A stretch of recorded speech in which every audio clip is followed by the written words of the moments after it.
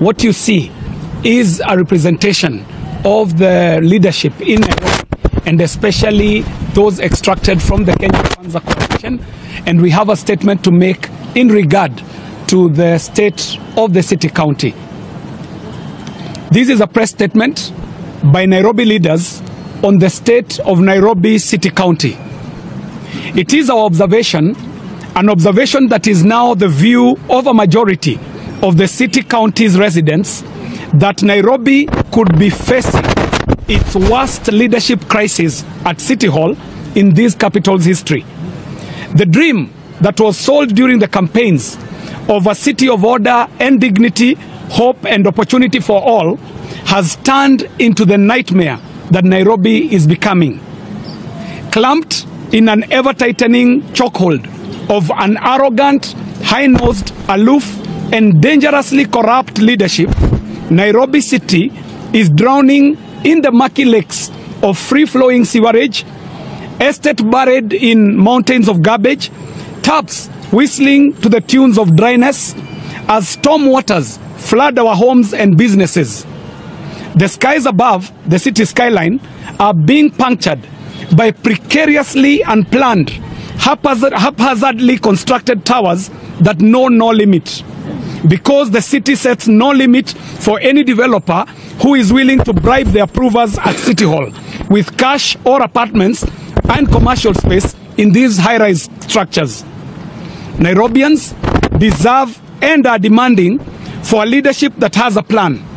Nairobi deserves a leadership with a clear vision, a leadership that relies on a well-thought-through master plan as the cardinal guiding instrument that will be informing all policy decisions, legislative proposals, programs, and project decisions.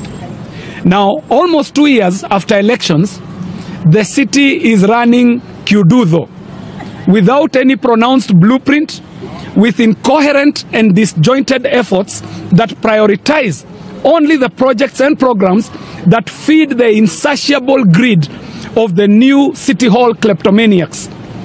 The city county, actually, this current city county government will go down in history as the most incompetent, inept, deceptive, amateurish, insensitive, and morally degenerate administration yet.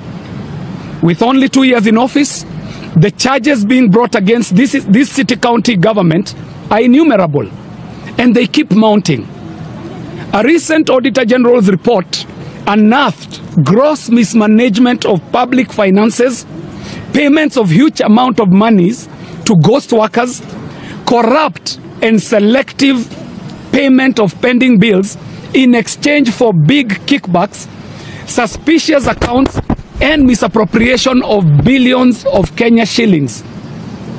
In a shocking revelation last year, a mere junior officer, wielding authority directly granted by the governor, clandestinely approved over 600 building plans against the Physical Land Planning Act, which stipulates that the county chief officer is responsible for approving building plans.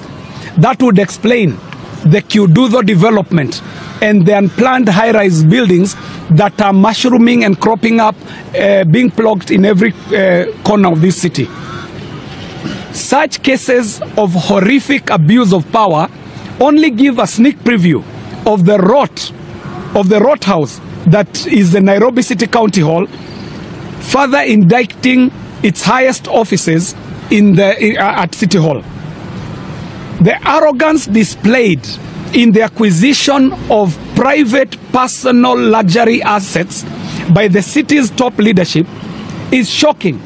Not only is it shocking, it is nauseating. Never before has Nairobi ever been pilfered so brazenly, so crudely, and never before with so much display of juvenile bravado, intimidation, exclusion, and undermining of those who they are not able to pay to buy with their looted billions. Pitting leaders against each other and sponsoring petty squabbles has become the expensive hobby of the governor and his court of loyalists, the loyalists who are loyalists for hire. Yes. The City County Assembly risks sinking into a dysfunctional, remote-controlled, ineffective house with the ever-dangling carrot promised to those who are willing to sell their loyalty and dignity for a paltry 30 coins of silver. And we are saying to the executive at Nairobi City Council, let our MCAs go. MCAs do not need handouts. They do not need bribes. You need to institutionalize the Ward Development Fund so that these MCAs are able to conduct their development in their respective wards.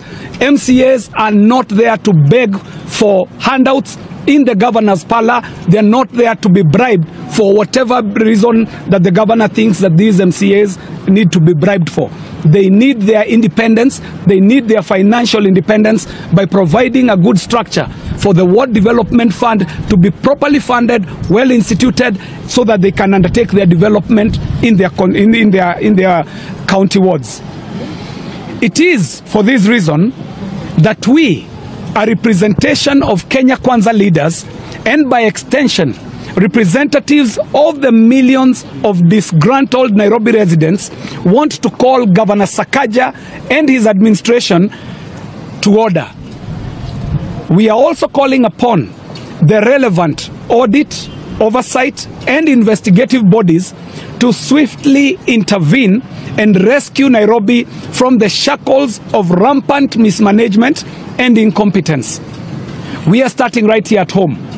We are starting here in Parliament.